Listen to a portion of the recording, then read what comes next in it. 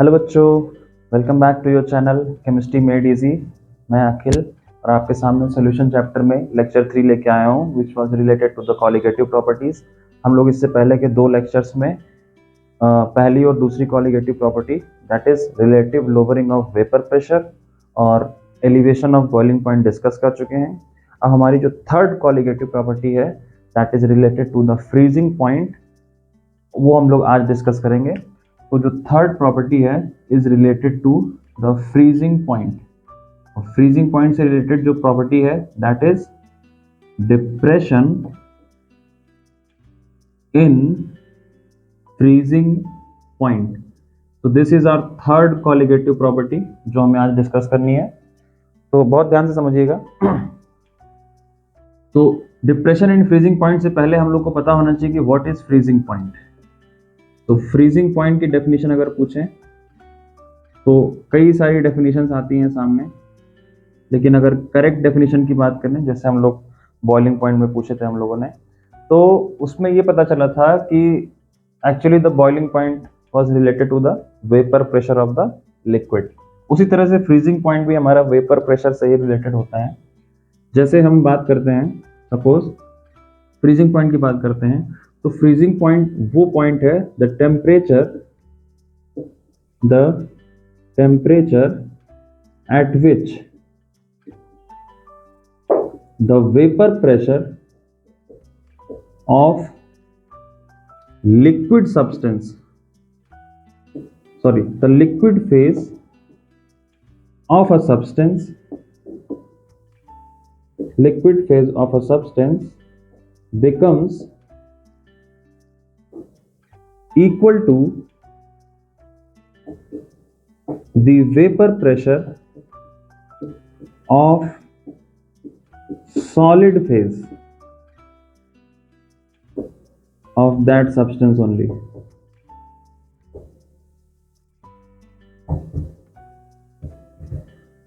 एक डेफिनेशन ये हो गई कि ऐसा टेम्परेचर जिस टेम्परेचर पर हमारे किसी सब्सटेंस के लिक्विड फेज का वेपर प्रेशर उसी सब्सटेंस के सॉलिड फेज के वेपर प्रेशर के बराबर हो जाता है, तो उस पॉइंट पे, मतलब उस टेम्परेचर पे वो सब्सटेंस फ्रीज करना स्टार्ट कर देता है। ध्यान से समझिएगा, फ्रीज करना स्टार्ट कर देता है। ठीक है, इसको अगर हम और थोड़ा सा इजी लैंग्वेज में करें तो फ्रीजिंग पॉइंट पे जो हमारा लिक्विड सब्सटेंस है वो अपने सॉलिड सब्सटेंस के साथ, मतलब सॉलिड फेज के साथ इक्विलिब्रियम में एग्जिस्ट करता है। जैसे अगर हम कहते हैं कि वाटर का फ्रीजिंग पॉइंट कितना है, 0 डिग्री सेंटीग्रेड सपोज, तो 0 डिग्री सेंटीग्रेड पे हमारे पास दोनों चीजें होंगी, जो लिक्विड वाटर होगा और जो सॉलिड वाटर होगा, मतलब जो आइस है, वो दोनों एक दूसरे के साथ इक्विलिब्रियम में एग्जिस्ट कर रहे हैं एट 0 डिग्री सेंटीग्रेड। ठीक है, तो 0 डिग्री सेंटीग्रेड पे लिक्विड का फ्रीज होना स्टार्ट हो जाता है। ठीक है, तो अब हम बात करते हैं कि फ्रीजिंग पॉइंट, इस टेम्परेचर में क्या चेंज आता है when you are adding a solute to a solvent. मतलब आप जो सोल्यूशन बना रहे हो तो फ्रीजिंग पॉइंट में क्या चेंजेस आते हैं, जो कि हमारी तीसरी कॉलिगेटिव प्रॉपर्टी है। तो समझते हैं ध्यान से, एक ग्राफ के थ्रू समझेंगे।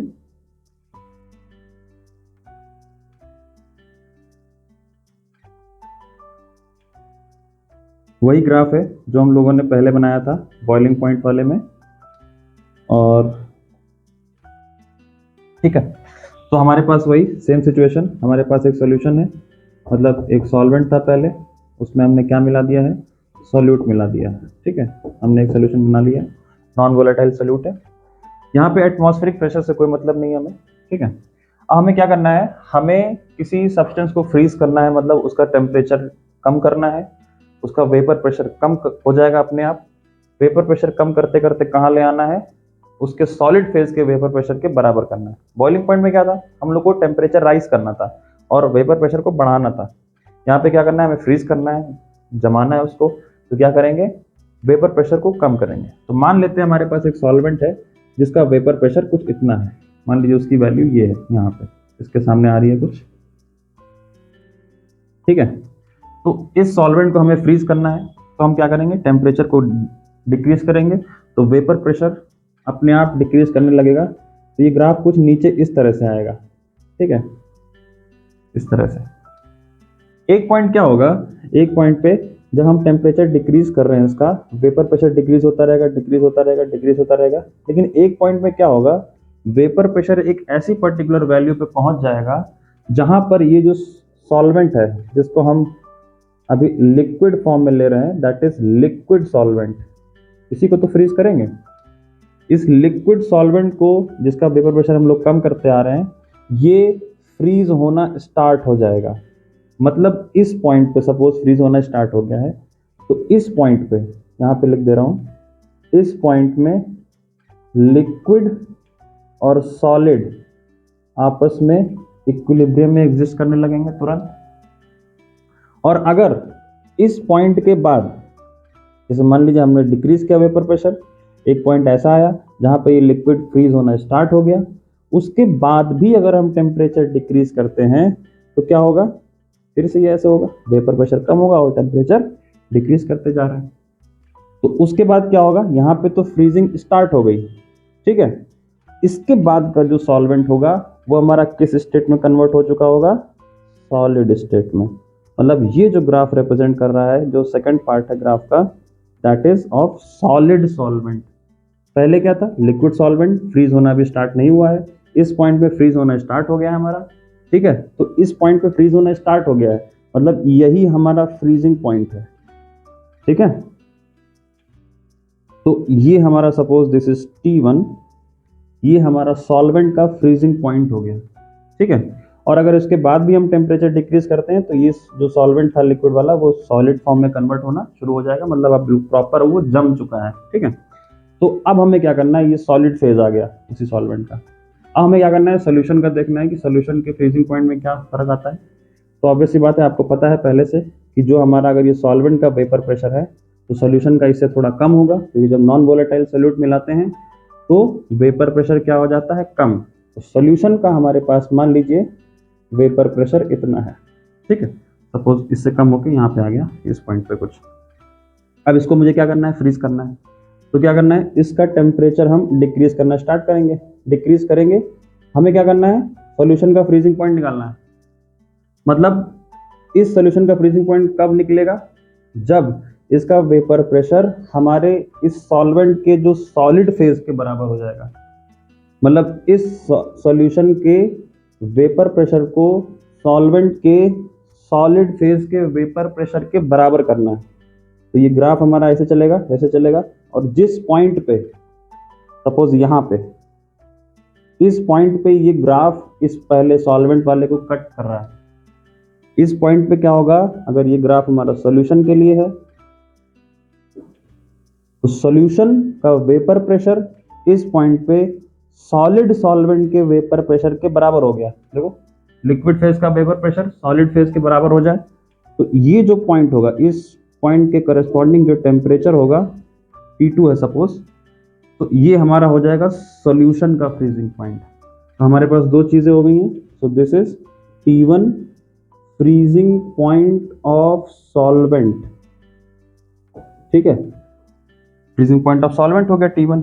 और T2 क्या हो गया, this is freezing point of solution, ठीक है। तो आपको यहाँ पे सामने ही दिख रहा है कि जो सॉल्वेंट का फ्रीजिंग पॉइंट है वो ज़्यादा है और सॉल्यूशन का फ्रीजिंग पॉइंट वो कम है।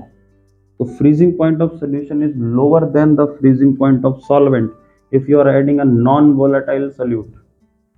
तो इसीलिए मैंने यहाँ पे लिखा है डिप्रेशन इन फ्रीजिंग पॉइंट। तो ये चीज़ कब होगी, डिप्रेशन कब होगा, जब आप एक नॉन वोलेटाइल सोल्यूट एक सॉल्वेंट में मिला रहे होंगे, ठीक है। तो ये चीज़ हमारी हो गई। तो depression in freezing point which is also called as cryoscopy, एक और नाम है इसका ये, this is also called as cryoscopy, ठीक है। अब हम लोग बात करते हैं कितना डिक्रीज आया। सो इतना डिक्रीज हुआ, ठीक है, यहां था पहले, इतना पीछे आ गया। इस डिक्रीज को, इस डिप्रेशन को रिप्रेजेंट करते हैं डेल्टा टी, एंड चूंकि ये फ्रीजिंग पॉइंट वाला है तो यहाँ पे छोटा सा एफ लिखते हैं, ठीक है। So now depression in freezing point, depression in freezing point is equal to delta T F, और delta T F will be equal to what, कौन ज्यादा है, T1। T1 means freezing point of solvent minus T2 freezing point of solution. तो same situation आती है जैसे आपकी boiling point में थी, वहां पे बस उल्टा था। अगर आप देखेंगे मेरी वीडियो की जो लिंक है मैं वो डिस्क्रिप्शन में डाल दूंगा, जो बॉइलिंग पॉइंट वाली थी वहां पे देखिएगा मैंने लिखा है T2 माइनस T1। तो बस ध्यान रखिएगा यहीं पे कंफ्यूजन होता है। बॉइलिंग पॉइंट जो सोल्यूशन का होता है वो क्या होता है, ज्यादा होता है, और फ्रीजिंग पॉइंट जो सोल्यूशन का होता है वो कम होता है। ठीक है, तो ये T1 T2 से बहुत कंफ्यूज मत होइएगा, बस ये है कि आपको ध्यान रखना है किसका ज्यादा है किसका कम है। तो वही चीज जैसे वहां पे क्वेश्चन पूछा जाता है, या तो आपको सॉल्वेंट का फ्रीजिंग पॉइंट दे देगा और सोल्यूशन का दे देगा, तो आपको माइनस करके डिप्रेशन निकालना होगा, या फिर आपको डायरेक्टली क्वेश्चन में बोल देगा कि मैंने इतना सोल्यूट इतने सॉल्वेंट मिलाया है और इतने डिग्री का या इतने केल्विन का डिप्रेशन ऑब्जर्व किया गया। ठीक है, तो ये क्वेश्चन पे डिपेंड करता है कि वो किस तरह से दिया हुआ है। तो चाहे T1 T2 दे दे तो आप माइनस करके निकालोगे, और नहीं तो डायरेक्ट दे रहा है तो बहुत ही अच्छा है, ईजी हो जाता है। इससे अच्छा क्या, सवाल फटाफट होना है फिर उसके बाद। So again, just like boiling point, delta TF is also directly proportional to the molality of the solution। Molality के लिए हमारे पास फॉर्मूला भी है। अब ये प्रोपोर्शनलिटी साइन हटाएंगे तो एक कांस्टेंट मिलेगा हमें, constant is KF into molality. ठीक है, ये हमारा सबसे छोटा सा नन्ना सा प्यारा सा फॉर्मूला हो गया। ठीक है, अभी क्या करना है, मोलालिटी को एक्सपेंड कर लेते हैं, थोड़ा और आसान हो जाएगा। Delta TF is equal to KF into molality के लिए small w means weight of solute into 1000 upon molar weight of solute into weight of solvent in grams. तो ये हमारा फाइनल फॉर्मूला है, इसी से आपको क्वेश्चन सॉल्व करने हैं, क्योंकि आपको पता है आप 12th क्लास में हो, आपको मोलालिटी की वैल्यू डायरेक्ट नहीं देगा, आपसे बोलेगा इतना वेट सोल्यूट मैंने इतने वेट सॉल्वेंट में मिलाया है, तो ऑब्वियस सी बात है आपको यही फॉर्मूला लगाना है। सो दिस इज योर, यही है रामबाण इस टॉपिक का, ये फॉर्मूला लगा डालिए। ठीक है, अभी क्या करना है इसके बाद, अब हम बात करते हैं KF की। सो व्हाट इज KF, तो KF हमारा प्रोपोर्शनलिटी कांस्टेंट है, which is called as what, which is called as KF is equal to cryoscopic constant। this is cryoscopic constant। ठीक है, तो क्रायोस्कोपिक कांस्टेंट बोलें या फिर इसको मोलल डिप्रेशन कांस्टेंट बोलते हैं। क्या बोलते हैं, मोलल डिप्रेशन कांस्टेंट। ठीक है, यूनिट वही है जैसे पहले थी, unit is equal to kelvin kg per मोल, या फिर क्या लिखते हैं इसको, केल्विन पर मोलल। ठीक है, जो KF की यूनिट होती है that depends on the nature of solvent. ठीक है, हर सॉल्वेंट के लिए अपना अलग अलग KF होता है, वो आपको क्वेश्चन में प्रोवाइड कर दिया जाता है। ठीक है, तो ये रहा आपका ग्राफ जो कॉन्सेप्ट के लिए है, ये रहा आपका फॉर्मूला जो न्यूमेरिकल के लिए है। सबसे पहले यही काम आना है आपको, इसके हर टर्म से आपको अवेयर होना चाहिए कि डेल्टा TF कैसे निकालना है। तो उसके लिए ये रहा, KF की वैल्यू स्मॉल w क्या है, वेट ऑफ सोल्यूट जो आप ऐड करते हो, स्मॉल m क्या है, weight of molar mass of जो सोल्यूट आप डाल रहे हो, और कैपिटल W जो हमने लिखा है this is the amount of solvent, कितने सॉल्वेंट का आप यूज कर रहे हो। ठीक है, तो इसको हम हटाते हैं, और कुछ जैसे इसमें KF की भी डेफिनेशन पूछता है, तो KF की डेफिनेशन अगर मुझे बतानी है तो हम लोग आते हैं वापस।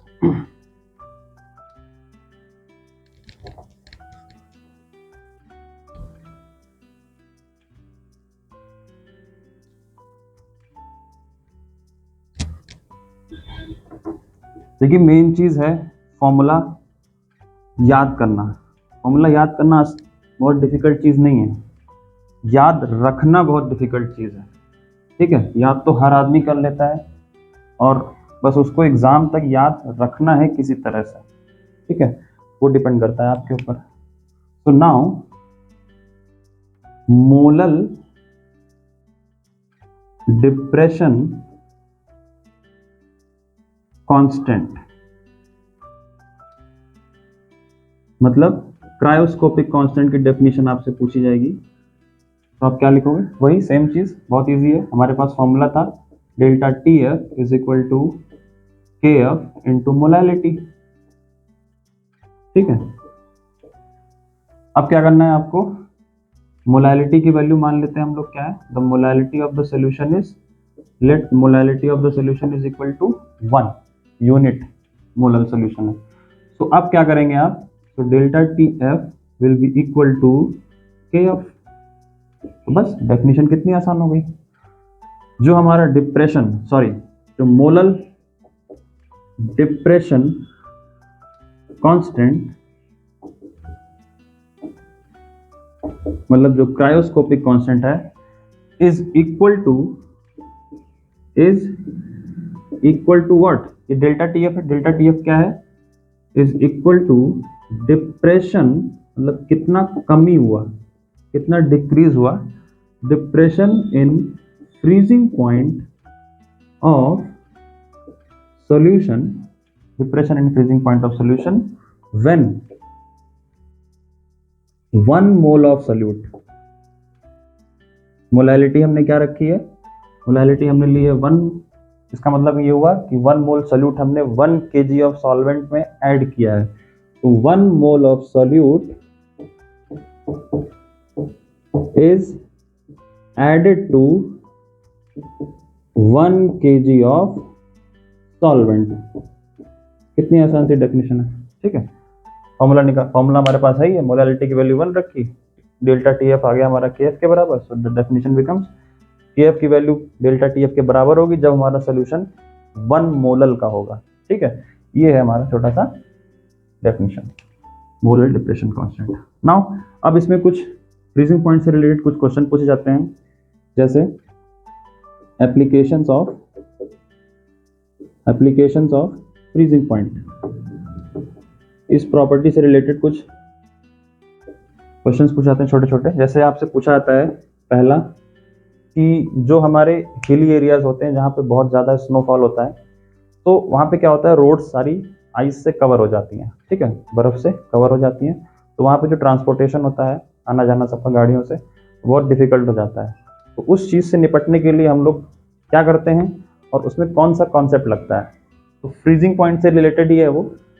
तो आपसे बताया जाता है कि जो क्या नाम है, जो रोड है जहाँ पे आइस जम गई है, जहाँ पे चलना फिरना बहुत कॉमन सी चीज़ है, तो अगर उस पर आइस रहेगी तो बहुत दिक्कत होगी चलने पे, गाड़ी स्किड भी कर जाती है। तो उससे बचने के लिए वहाँ के लोग क्या करते हैं, जो हमारा एक सॉल्ट होता है, अब सॉल्ट को ज़रूरी नहीं है हमारा NaCl ही हो, सॉल्ट कोई भी हो सकता है। सॉल्ट से मतलब है हमारे पास एक सोल्यूट है। ठीक है, करना क्या है, उस सॉल्ट को वो स्प्रे कर देते हैं उस रोड पे। उससे क्या होता है कि वो जो आइस है वो धीरे धीरे मेल्ट होके वहाँ से हट जाती है जहाँ जहाँ पे सॉल्ट डाला गया है। ठीक है, ये आंसर है किसी चीज़ का। ठीक है, इसके पीछे लॉजिक क्या होता है ये आपको थोड़ा बहुत समझ में आ रहा होगा कि भाई रोड पे सॉल्ट क्यों स्प्रे किया जाता है। क्योंकि जब आप सोल्यूशन बनाते हो तो फ्रीजिंग पॉइंट ऑफ सोल्यूशन वो क्या होता है, सॉल्वेंट से कम होता है। ठीक है, मतलब डिप्रेशन होता है ना, तो उससे क्या होगा, तो क्या होगा, फ्रीजिंग पॉइंट ऑफ सोल्यूशन जो है वो क्या होता है, उससे सॉल्वेंट से कम होता है। सॉल्वेंट मान लेते हैं हमारा क्या है, वाटर है, और सोल्यूशन हमें बनाना है कब, और वाटर कौन सा वाला है, हमारा जो आइस बन चुका है। अब हमें क्या करना है, जैसे मान लीजिए वहाँ का टेम्परेचर है 0 डिग्री सेंटीग्रेड। ठीक है, जो एटमॉस्फेरिक जो टेम्परेचर है वहाँ पे जहाँ पे आइस अच्छे से गिर रही, 0 मान लेते हैं सपोज। ठीक है, तो क्या होगा, ऑब्वियस सी बात है कि वहाँ पे जो बर्फ है वो अपनी आइस पूरी कवर कर रखी है उसने रोड को। तो उसको मुझे क्या करना है, उस नॉर्मल एटमॉस्फेरिक टेम्परेचर पे उसको फ्रीज नहीं होने देना है ना। अब हम खुद तो जाएंगे नहीं उसको हटाने, तो करते क्या है, सॉल्ट स्प्रे कर दिया। सॉल्ट की वजह से क्या होता है, वो सोल्यूशन बन गया। सोल्यूशन बनने से क्या होगा, अब जो हमारा वाटर था जिसका फ्रीजिंग पॉइंट 0 डिग्री था वो क्या हो चुका है, अब वो 0 डिग्री से कम होके मान लीजिए -5 डिग्री तक पहुंच गया। ठीक है, तो डिप्रेशन कितने का हो गया, 5 डिग्री का। तो अब क्या होगा, वो जो वाटर बन गया है जिसमें नमक मिला चुके हैं आप, सॉरी नमक नहीं, सॉल्ट मिला चुके हैं कोई भी, तो उसका फ्रीजिंग पॉइंट -5 तक पहुंच गया है। अब एटमॉस्फेरिक टेम्परेचर है हमारे पास 0 डिग्री सेंटीग्रेड, लेकिन जो सोल्यूशन आपने बना दिया है उसका फ्रीजिंग पॉइंट है -5 डिग्री सेंटीग्रेड। तो जब तक एटमॉस्फेरिक टेम्परेचर -5 तक नहीं पहुंचेगा तब तक ये वाटर आइस में कन्वर्ट नहीं होगा। तो उस पर्टिकुलर टेम्परेचर पे, मतलब 0 डिग्री सेंटीग्रेड पे, तो ये बर्फ मेल्ट होने लगेगी ना, अपने सॉल्वेंट फॉर्म में आ जाएगी, मतलब लिक्विड फॉर्म में आ जाएगी। ठीक है, तो इसी वजह से क्या होता है, जब आप सॉल्ट मिलाते हो तो जो सोल्यूशन बन रहा है हमारा, उसका फ्रीजिंग पॉइंट पहले से कम हो गया है, और कम होने की वजह से वो उस नॉर्मल एटमॉस्फेरिक टेम्परेचर पे वो आइस जो है वो मेल्ट होने लगती है, और आपकी रोड जो है वो क्लियर हो जाती है आने जाने के लिए। पहला एप्लीकेशन ये था। और दूसरा एप्लीकेशन है आपके पास कुछ एंटी फ्रीजिंग एजेंट करके आता है क्वेश्चन बोर्ड्स में, एंटी फ्रीजिंग एजेंट। ठीक है, तो ये क्वेश्चन जो है, मतलब दोनों क्वेश्चन का लॉजिक एक ही है, बस यूजेस अलग अलग हैं। एक तरीके से क्या होता है, जहाँ पे हम लोग हिली एरियाज की बात कर रहे थे जहाँ पे पानी ऑटोमेटिक जम जाता है, वहाँ पे क्या करते हैं, अगर गाड़ी के रेडिएटर में पानी डालना हो तो पानी कैसे डालेंगे, क्योंकि आपका जो वाटर है वो फ्रीज हो चुका है, पहले आइस बन चुका है, तो अब आइस तो डालेंगे नहीं, तो वहाँ पे क्या करना है, अब हर बार गर्म भी नहीं कर सकते भाई, गर्म कर करके डाल रहे हैं। तो सिंपली सी चीज़ क्या होती है, वहाँ पे एक एंटी फ्रीजिंग एजेंट यूज़ किया जाता है, जो कि हमारा है एथिलीन ग्लाइकॉल। ये एक सॉल्यूट की तरह काम करेगा। ठीक है, इसका काम ये है कि ये वाटर के फ्रीजिंग पॉइंट को क्या कर देगा, कम कर देगा। तो जो हमारा वाटर था उसका फ्रीजिंग पॉइंट पहले था 0, तो भैया जो एटमॉस्फेरिक टेम्परेचर है वो भी 0 है मान लो, तो वो जम गया। अब हम क्या करेंगे, इसमें एथिलीन ग्लाइकॉल मिलाएंगे, तो ये क्या करेगा, इसके फ्रीजिंग पॉइंट को कम कर देगा। मान लीजिए -5 पे पहुंच गया था, -5 पे क्या होगा, अब ये वाटर बन चुका है, अब एटमॉस्फेरिक टेम्परेचर जो है 0 डिग्री है, इसका फ्रीजिंग पॉइंट है -5, तो जब तक सेम नहीं करेगा तब तक आइस नहीं जमेगी। तो ये वाटर हमारा आ गया हमारा लिक्विड फॉर्म में। अब इसको हम लोग गाड़ी के रेडिएटर्स में यूज़ कर सकते हैं। ठीक है, तो ये हमारे 2 एप्लीकेशन थे। और एक एप्लीकेशन हमारा था बॉइलिंग पॉइंट से रिलेटेड, क्योंकि कमेंट सेक्शन में किसी बच्चे ने पूछा था, बॉइलिंग पॉइंट से रिलेटेड क्वेश्चन था वो, जो हमारा हिली एरियाज होते हैं, सारे क्वेश्चन हिली एरियाज से ही, हम लोग कहाँ रहते हैं पता नहीं, हिली एरियाज पे हम लोग खाना बनाने के लिए प्रेशर कुकर का यूज़ करते हैं। क्यों यूज़ करते हैं प्रेशर कुकर का, क्योंकि आप सबको पता है कि हिली एरियाज में एटमॉस्फेरिक प्रेशर क्या होता है, कम होता है। तो एटमॉस्फेरिक प्रेशर सपोज ये है, जिससे ऊपर हमने कहा था कुछ नहीं होता है, तो एटमॉस्फेरिक प्रेशर कम है, तो जो वाटर बॉयल होता है वो बहुत जल्दी बॉयल हो जाता है। ठीक है, अब हमें क्या करना है, खाना पकाने के लिए लॉजिक क्या लगना है कि भैया जो पानी आप यूज़ कर रहे हो उसके अंदर, जिस भी बर्तन में आप बना रहे हो, तो उसका ज़्यादा देर तक लिक्विड स्टेट में रहना बहुत ज़रूरी है। ठीक है, तो ज़्यादा देर तक रहेगा तो ज़्यादा एनर्जी स्टोर करेगा, तो ज़्यादा एनर्जी स्टोर करेगा तो जो उसमें आप पका रहे हो वो अच्छे से पक जाएगा, है ना, टेस्टी भी रहेगा, तो जलेगा नहीं मतलब। तो प्रेशर कुकर का यूज़ क्यों करते हैं, क्योंकि एटमॉस्फेरिक प्रेशर लो है, पानी बहुत जल्दी बॉयल हो जा रहा है, पानी जो है आपका वहाँ पे जल्दी से वेपर स्टेट में कन्वर्ट हो जा रहा है। ठीक है, तो अब क्या करना है, आपको प्रेशर कुकर यूज़ करना है जो कि एटमॉस्फेरिक प्रेशर, अब जब अगर आपका पॉट खुला हुआ है तो उसके लिए एटमॉस्फेरिक प्रेशर क्या है, जो बाहर का है। ठीक है, अब जब आपका प्रेशर कुकर, मतलब आपने ढक्कन बंद कर दिया उसका, तो उसके लिए एटमॉस्फेरिक प्रेशर क्या हो गया, उस जो कुकर का प्रेशर है। ठीक है, तो कुकर का प्रेशर थोड़ा आपको मतलब ज़्यादा ही होगा, ऑब्वियस सी बात है, तो यहाँ से यहाँ पहुँच गया है। अब एटमॉस्फेरिक प्रेशर की वैल्यू ही बढ़ा दी हमने, तो अब इस पानी को, जिसको यहाँ से यहाँ पहुँचने में टाइम लग रहा था कम, है ना, ऐसे बहुत इधर हो रहा है, इधर समझाते हैं। ठीक है, सपोज यहाँ पे आपको ये हमारा एटमॉस्फेरिक प्रेशर है जो कि हिली एरियाज पे है। ठीक है, हिली एरियाज पे एटमॉस्फेरिक प्रेशर की वैल्यू है, हमें वाटर को बॉईल करना है तो यहाँ पहुँचाना है। ठीक, लेकिन हम लोग क्या करते हैं, हम लोग क्या करना है, ये जो रेंज है इसको बढ़ाना है, तो हम लोग क्या करते हैं, इस एटमॉस्फेरिक प्रेशर को, ये हमारा जो प्रेशर है ये प्रेशर कुकर का है, प्रेशर कुकर का है। ठीक है, तो अगर रेंज हमने बढ़ा दी तो अब इसी वाटर को बॉईल करने के लिए इतना नहीं, इतना रास्ता कवर करना पड़ेगा, तो बॉइलिंग पॉइंट क्या हो जाएगा, वाटर का बढ़ जाएगा, तो अब वो देर तक लिक्विड फॉर्म में रहेगा और अच्छे से आपका खाना पक जाएगा। ठीक है, तो ये आंसर है उसी चीज़ का। ठीक है, जिसने भी पूछा, अगर कोई दिक्कत हो तो फिर से बता दीजिएगा।